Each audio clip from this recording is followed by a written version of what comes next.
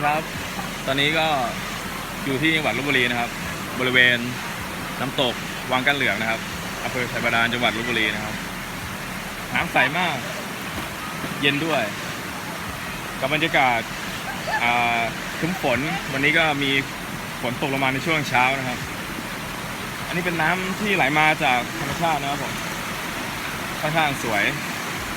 มากแล้วก็ใสช่วงนี้มีน้ำเล่นอยู่ครับก็เด็กเล็กก็เล่นได้ก็มีทั้งลึกแล้วก็ไม่ลึกครับผมเดี๋ยว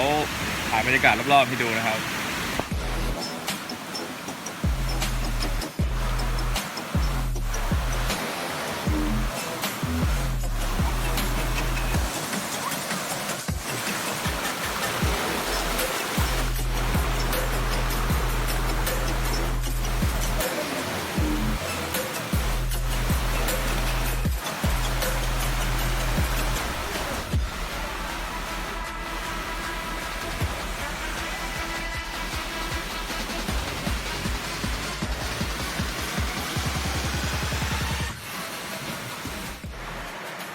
ครับก็สำหรับน้ำตกวังกันเหลืองนะครับก็เกิดขึ้นจากธรรมชาตินะครับคือซึ่งไม่ได้ไหลมาตามภูเขาหรือลำธารซึ่งมันเป็นน้ำที่ผุดมาจากใต้ดินนะครับก็คือผุดมาเป็นวงกว้างซึ่งผุดมาตลอดทั้งปีครับก็ทำให้น้ำตกแห่งนี้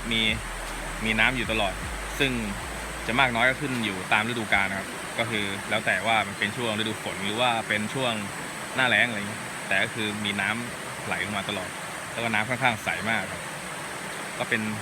ไหลผ่านตามป่าตามลำธารคลองที่เป็นเล็กๆอะไรเงี้ยซึ่งตาม